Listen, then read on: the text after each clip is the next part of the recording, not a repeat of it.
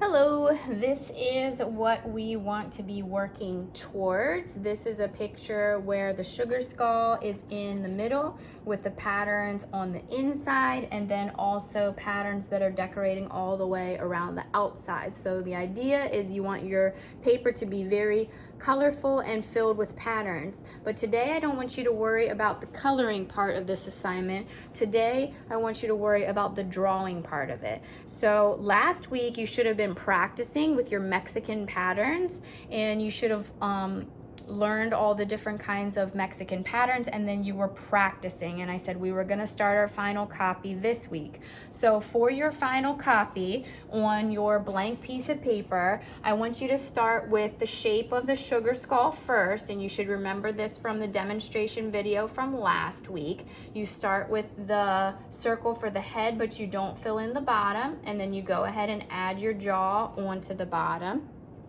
You add your ovals for the eyes, your upside down heart for the nose, and then your bumps for the teeth.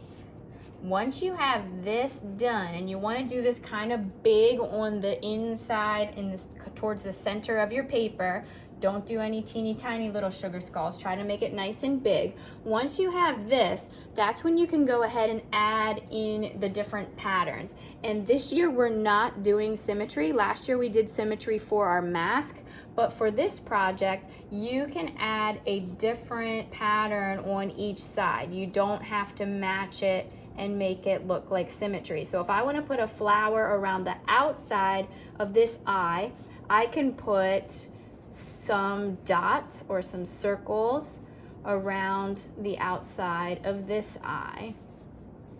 And you can do whichever patterns you want based on the Mexican patterns that we learned last week. I can put a spider web inside of this eye.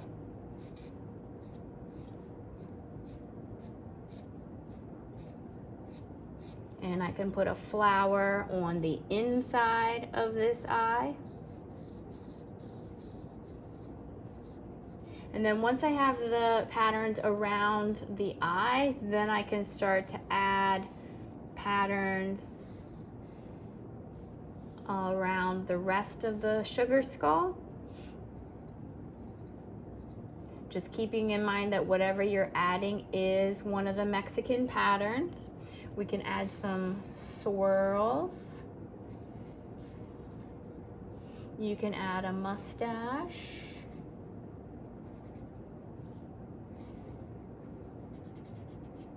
And all of this you should be doing with a pencil. Everything that we want to do this week is going to be just the drawing part of this project, and use your pencil. I'm using a Sharpie just because I want you to be able to see it easier in the video. But everything that you're drawing should be with a pencil. So then that way if you mess up, you can erase it.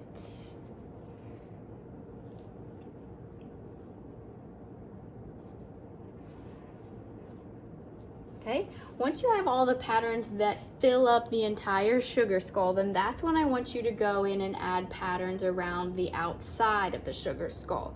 One trick that I will teach you is that you don't have to do teeny tiny little patterns like we did in here. You can make them a lot bigger, and that will take up a lot more room so that it doesn't take you a very long time to add the pattern. So I have a small spider web inside the eye right here, but I'm going to add a nice big spider web right here down in the corner, so that takes up a lot of room on my paper. I don't want to have a lot of empty spaces on my paper. I want to try to fill it up. So the easiest way to do that is to make nice big patterns so that I'm not doing 100 different small patterns.